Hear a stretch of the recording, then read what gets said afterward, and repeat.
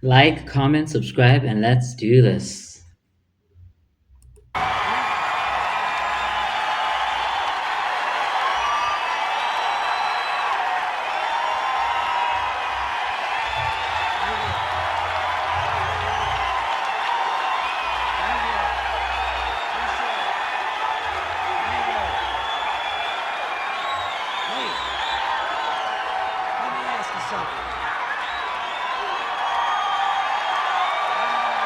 Let's go.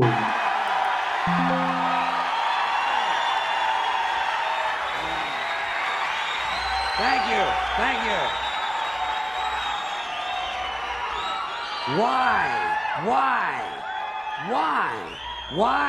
Why is it that most of the people who are against abortion are people you wouldn't want to fuck in the first place? Huh? Oh, for real. Out the gate. Boy, these conservatives are really something, aren't they? They're all in favor of the unborn. They will do anything for the unborn. But once you're born, you're on your own. That's facts. Pro-life conservatives are obsessed with the fetus from conception to 9 months. After that, they don't want to know about you. They don't want to hear from you. No, nothing. No neonatal care, no daycare, no Head Start, no school lunch, no food stamps, no welfare, no nothing. If you're pre-born, you're fine. If you're preschool, you're fucked.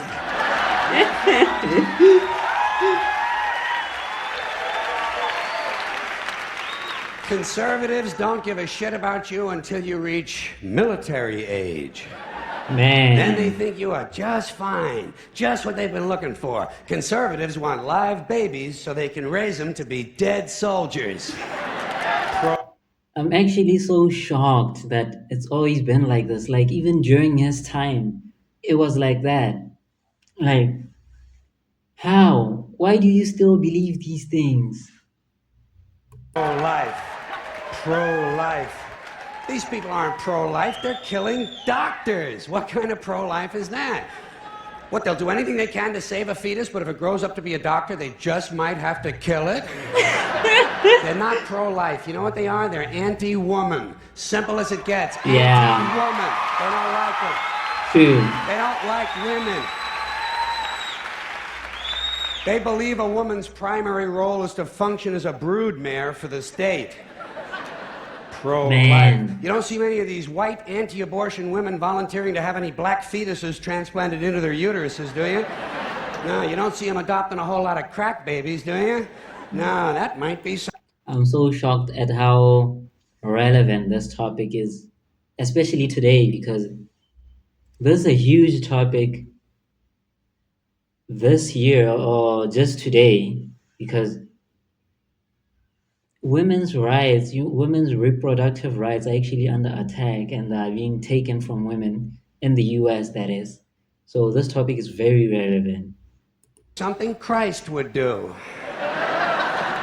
And you won't see a lot of these pro-life people dousing themselves in kerosene and lighting themselves on fire.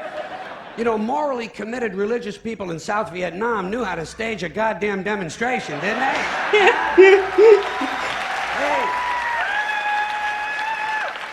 They knew how to put on a fucking protest. Light yourself on fire! Come on, you moral crusaders, let's see a little smoke to match that fire in your belly. Here's another question I have. How come when it's us, it's an abortion, and when it's a chicken, it's an omelet? Hey. Hey.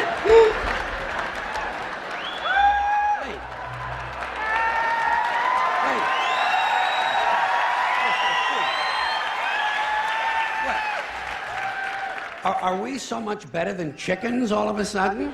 When did this happen, that we passed chickens in goodness? Name 6 ways we're better than chickens. See, nobody can do it.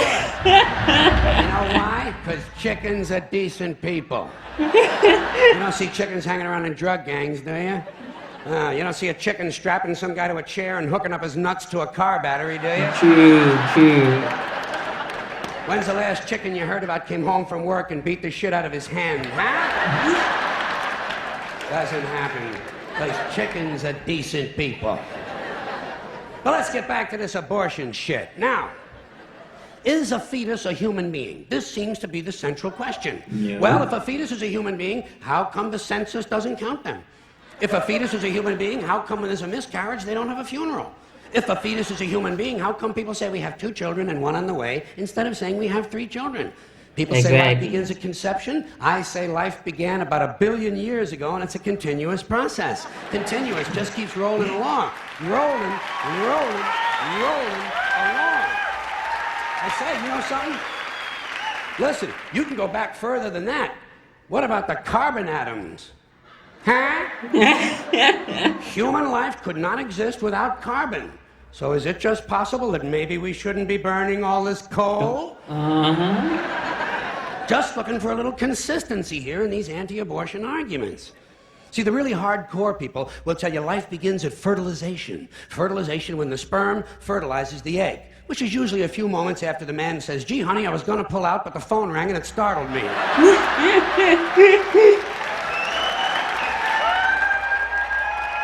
Fertilization. But even after the egg is fertilized, it's still 6 or 7 days before it reaches the uterus and pregnancy begins. And not every egg makes it that far. 80% of a woman's fertilized eggs are rinsed and flushed out of her body once a month during those delightful few days she has. They wind up on sanitary napkins, and yet they are fertilized eggs. So basically what these anti-abortion people are telling us is that any woman who's had more than 1 period is a serial killer. Consistency. Consistency. Hey, if they really want to get serious, what about all the sperm that are wasted when the state executes a condemned man and one of these pro-life guys who's watching comes in his pants, huh? Here's a guy standing over there with his jockey shorts full of little Vinnies and Debbies, and nobody's saying a word to the guy. Not every ejaculation deserves a name. And you know what's insane? The people who are at the center of this, the people who actually push these laws into government, you'll find that they are the ones who are doing it. And they've done it more than once. But they don't want other people to do it. I just don't get it. Like, why are you stopping other people from doing it if you are doing it? What about all the sperm that are wasted when the state executes a condemned man and one of these pro-life guys who's watching comes in his pants, huh? Here's a guy standing over there with his jockey shorts full of little Vinnies and Debbies, and nobody's saying a word to the guy. Not every ejaculation deserves a name. Exactly. Now, speaking of consistency, Catholics, which I was until I reached the age of reason,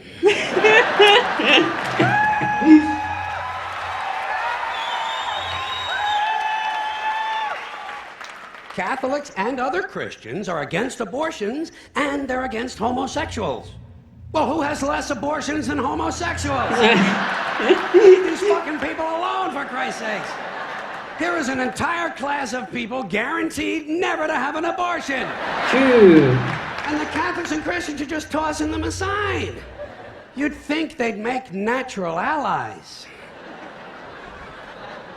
Go look for consistency in religion.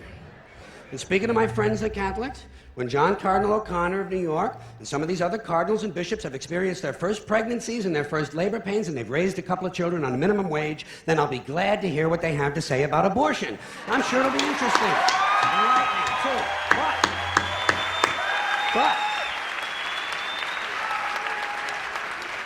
in the meantime, what they ought to be doing is telling these priests who took a vow of chastity to keep their hands off the altar boys. Bro. You know? When Jesus said, suffer the little children come unto me, that's not what he was talking about.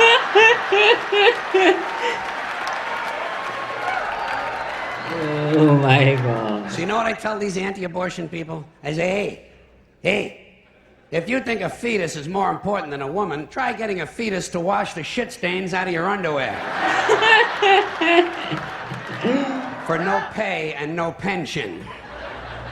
I tell them, think of an abortion as term limits. That's all it is. Biological term limits. But you know, the longer you listen to this abortion debate, the more you hear this phrase, sanctity of life. You've heard Yeah, that. Sanctity of life. they Do you love believe in that it? one. Personally, I think it's a bunch of shit. Well, I mean, life is sacred? Who said so? God? Hey, if you read history, you realize that God is one of the leading causes of death. Has been for thousands of years. Hindus, Muslims, Jews, Christians, all taking turns killing each other because God told them it was a good idea. The sword of God, the blood of the Lamb, vengeance is mine. The Millions holy of dead war. motherfuckers. Millions of dead motherfuckers, all because they gave the wrong answer to the God question. You believe in God? No. Dead. You believe in God? Yes. You believe in my God? No. Dead. Yeah, My yeah. God has a bigger dick than your God.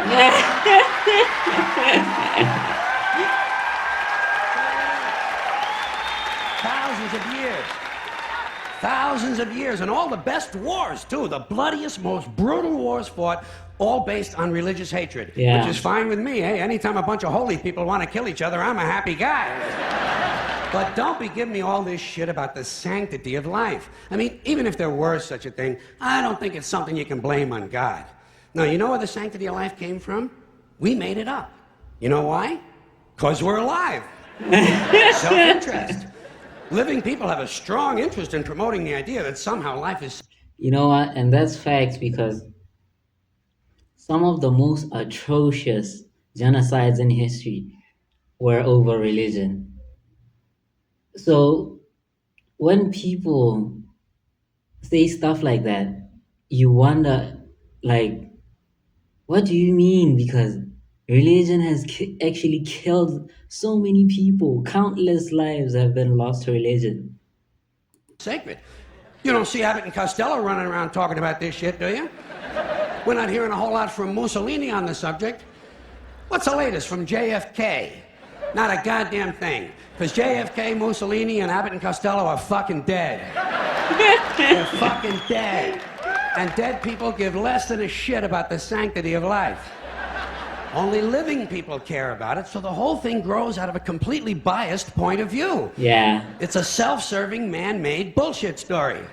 It's one of these things we tell ourselves so we'll feel noble. Yeah. Life is sacred. Makes you feel noble. But let me ask you this. If everything that ever lived is dead, and everything alive is gonna die, where does the sacred part come in? I'm having trouble with that. Because, I mean, even with this stuff we preach about the sanctity of life, we don't practice it.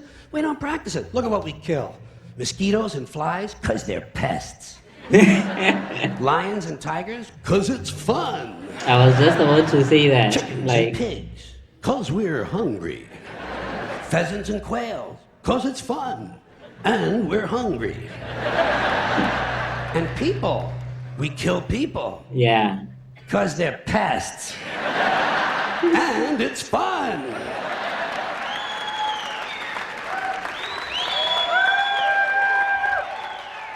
And you might have noticed something else. The sanctity of life doesn't seem to apply to cancer cells, does it? You rarely see a bumper sticker that says, "Save the tumors."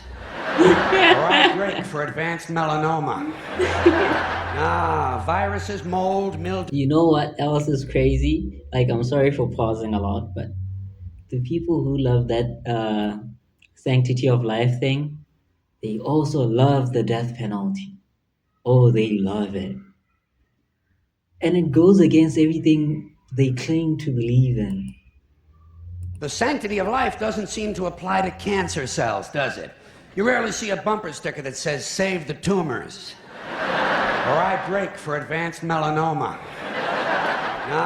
Viruses, mold, mildew, maggots, fungus, weeds, E. coli bacteria, the crabs. Nothing sacred about those things. So at best, the sanctity of life is kind of a selective thing. We get to choose which forms of life we feel are sacred, and we get to kill the rest. Pretty neat deal, huh? You know how we got it? We made the whole fucking thing up. Oh my god, that's the end. Like everybody's living for the first time, so we're just making things as we go, and other people just follow it. So I don't know why these things are so ingrained in our society, and it's just so crazy to me. And that was another George Carlin classic.